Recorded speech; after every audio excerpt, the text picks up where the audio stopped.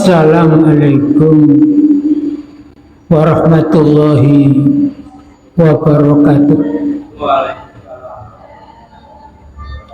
Alhamdulillah alladzi anzala as-sakinata fi qulubil mu'minin yazdadu imanan ma'a imanihim. Walillahi junudus samawati wal ardh wa kana Allahu aliman hakimah. Hadirin jamaah Masjid Asli Islam rahimakumullah yang dirahmati Allah. Awal sekali marilah kita panjatkan syukur alhamdulillah kehadirat Allah Subhanahu wa taala, yang mana Allah masih memberikan nikmat kepada kita sekalian, sehingga kita sampai pada sore hari ini, insya Allah kita sudah masuk 10 hari yang terakhir. Kita insya Allah tetap semangat, tetap sehat, istiqomah ya Bu ya. Para ibu bapak yang berbahagia ya. Sore hari ini saya berikan tema, kita mendatangi taman surga. Memang Ramadan itu ada yang menyebut bulan surga ya, karena hadis menyatakan idza jaa Ramadan futihat abwabul jannah.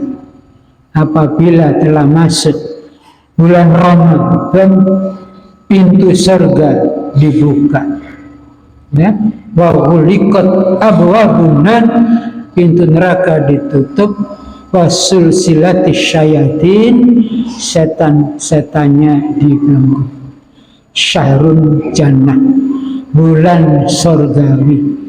Kita hadir di majelis ini seperti kita berkumpul di taman surga. Rasulullah dawuh dalam sabdanya, man salaka torikon ya yaltamisu fihi ilman sahhalallahu lahu bihi torikon ilal jannah.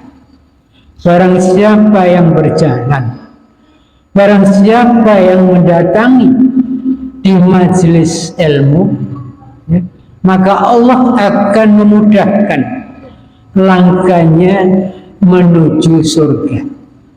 Jadi para ibu bapak, kita niatkan dalam hati kita bahwa kita tidak sekedar menjemput takjil, makan minum, tapi niatkan yang hakiki kita hadir di majelis surga, di taman surga.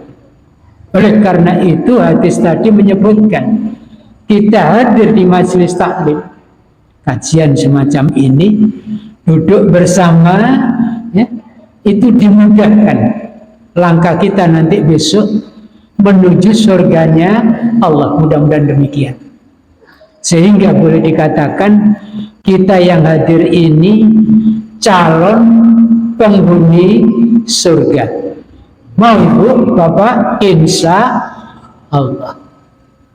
Hadis ini dilanjutkan oleh Kanjeng Nabi ya, dilanjutkan wa majtama'a qaumun fi baitin min buyutillahi ya, barang siapa yang berkumpul di rumah Allah, ini masjid kita berkumpul sekarang ya, berjamaah ya, kemudian dibacakan yatluna kitaballahi wa yatadarunasu alaihim ya, bainahum, dan di situ disampaikan Quran, di situ disampaikan hadis ya, dijelaskan di antara kamu.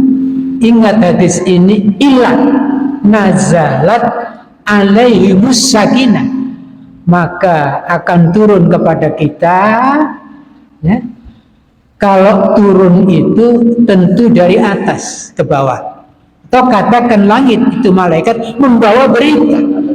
Satu as-sakinah. As-sakinah itu artinya ketenangan.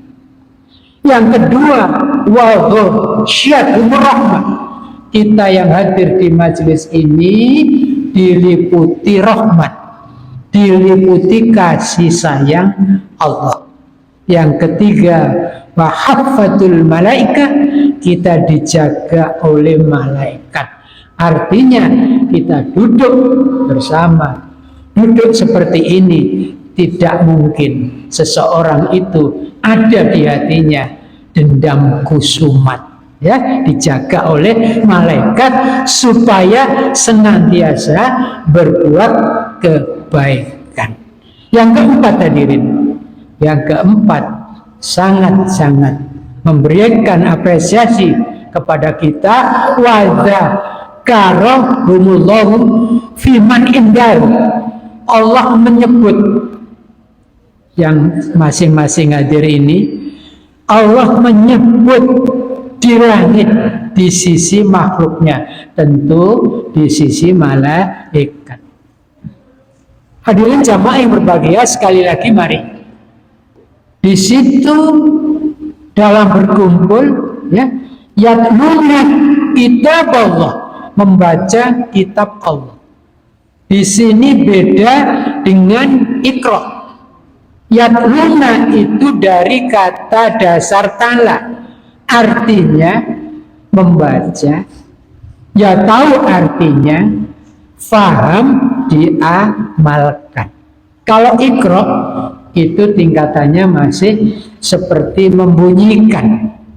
Anak-anak TPQ iqra baca. Tapi kalau sudah tala, ya, utlu itu berarti membaca selalu terus menerus, tahu artinya, setelah paham diamalkan. Para jamaah yang berbahagia, sekali lagi membaca Quran itu menurut Kanjeng Nabi dia yang terbaik. Khairukum man ta'allamal Qur'ana wa 'allamahu. Sebaik-baik kalian, ya, yaitu yang belajar Quran dan mengajarkannya. Jadi, ya, ini termasuk spirit hadis ini. Sebagai kalian adalah yang belajar Quran dan mengajarkannya. Khairukum man ta'allamal Qur'ana wa 'allamahu. Alhamdulillah, anak-anak kita, ya, mungkin cucu kita yang saat ini rajin belajar di TPG. Loh Ustaz, kalau orang tuanya bagaimana? Orang tuanya juga belajar, ya. Caranya ya kita harus hadir di majelis taklim, atau kalau mampu kita senantiasa deres rutin baca Quran di rumah kita. Hadirin yang berbahagia, sekali lagi jangan dijadikan rumah kita itu sepi, ya, hanya terdengar suara-suara, ya, nyamuk, suara makhluk cecak. Jangan, ramaikan rumah kita dengan tilawatul Quran, dengan sholat. Rasul dawuh, ij'alu min sholatikum wala tattakhidhuha kubur. Jadikan rumah-rumahmu, ya, tegakkan sholat, baca tilawatul Quran, jangan dijadikan seperti kuburan.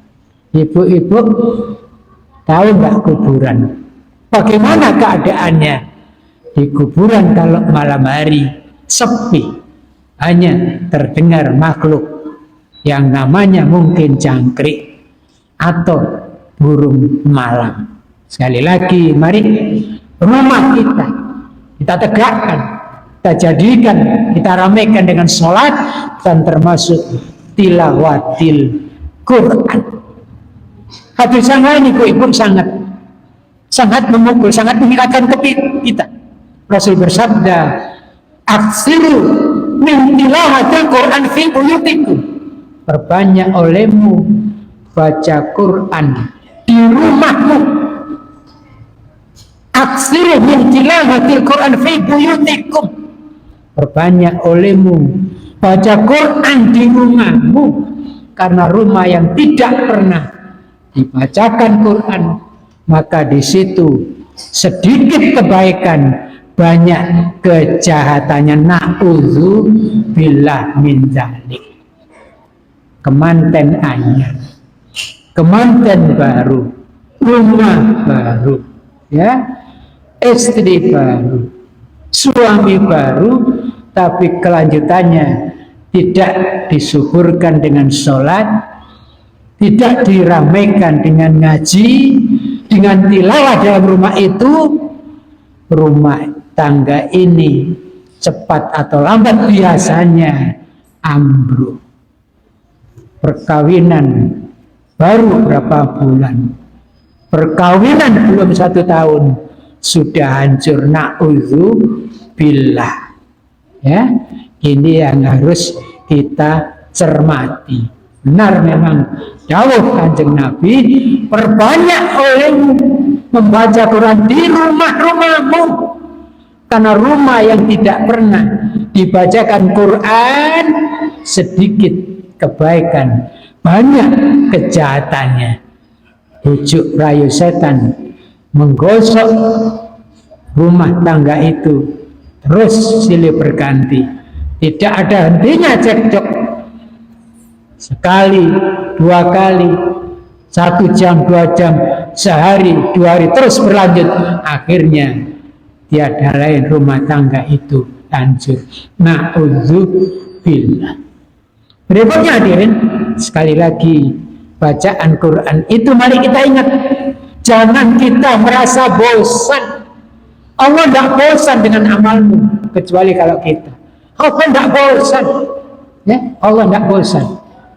Bacaan Quran yang kamu baca itu besok di hari kiamat, di hari akhir akan memberikan pertolongan atau syafaat kepada kita yang membacanya. Iqra'ul Quran fa'inah yaumal qiyamati syafi'an di ashabi. Bacalah olehmu Quran, ya? Karena besok di hari kiamat bacaan Quranmu itu akan memberikan syafaat atau pertolongan bagi kita yang senang membacanya. Jadikan Quran sebagai keluarga kita, jadikan Quran sebagai teman kita, jadikan Quran sebagai sahabat kita. Kembali lagi, kullukum man ta'allama al-Qur'ana wa 'allamahu, sebagai kalian adalah yang belajar Quran dan mengajarkannya. Setelah kita berkumpul ibu-ibu, Quran dibaca, ditadarus, diterangkan, apa yang turun kepada kita? Yang pertama, hadis itu menyebut as-sakinah. As-sakinah itu artinya ketenangan. Soro Jawane tentrem, ayem, guyub as-sakinah. Sehingga ya ada lembaga ya di BKKBN itu disebut as-sakinah, masjidnya disebut as-sakinah yang di dekatnya rumah sakit Karangmenjangan. Artinya ketenangan. Siapa yang mendapatkan? Alhamdulillah, yaitu orang-orang yang beriman, yang senantiasa suka hadir di majelis taklim. Turun yang pertama as-sakinah. Saya teringat ya, kalau kita pada saat awal, pada saat kemanten baru, mesti diingatkan, mudah-mudahan keluarga ini menjadi keluarga yang samaroh, artinya sakinah, mawaddah, warahmah, keluarga yang ayem, keluarga yang tenang, penuh cinta dan kasih sayang. Mudah-mudahan kita hadirin ibu, keluarga kita penuh ketenangan. Ketenangan ini termasuk bagian rezeki. Allah memberikan rezeki kepada kita. Yang pertama rezeki yang lahir, yang kedua rezeki yang batin. Yang lahir itu apa Ustaz? Yang lahir itu rezeki dari Allah yang bisa kita lihat, yang nampak kita pegang, kita pakai, kita raba. Kalau uang kita simpan, kita gunakan belanja dan lain sebagainya, itu rezeki lahiriah. Kalau batiniah, rezeki ini tidak nampak. Dan tidak semua orang diberikan, khusus orang-orang yang beriman diberi rezeki yang namanya ketenangan. Hadirin yang berbahagia, selanjutnya rezeki apa atau apa yang diturunkan ke orang-orang yang hadir di majelis taklim ini? Yang kedua, wa ghasyiathum rahmah. Kita hadir di sini diliputi oleh rahmat. Rahmat itu artinya kasih sayang. Rahmat Allah itu kasih sayang Allah. Tidak semua manusia mendapatkan rahmat Allah, hanya hamba-hamba yang dipilih. Ingat ibu-ibu, bapak-bapak, Nabi Sulaiman pada saat dia berdoa, dimasukkan doanya, Rabbi adkhilni, ya Allah, masukkanlah aku ya Allah, birahmatika, dengan rahmatmu, fi ibadika sholihin. Ada di surat An-Naml, Rabbi auzi'ni an ashkura ni'mataka allati an'amta alayya wa ala walidayya wa an a'mala sholihan tardahu wa adkhilni birahmatika fi ibadika sholihin. Doanya Nabi Sulaiman, mohon kepada Allah agar dimasukkan dengan rahmat-Mu ya Allah kepada hamba-hamba yang soleh. Siapa lagi Ustaz yang berdoa memasukkan rahmat Allah? Nabi Adam. Nabi Adam merasa bersalah karena pada saat di sorga dilarang untuk mendekati pohon, pohon, larangan, jangan mendekati pohon itu. Akhirnya Nabi Allah Adam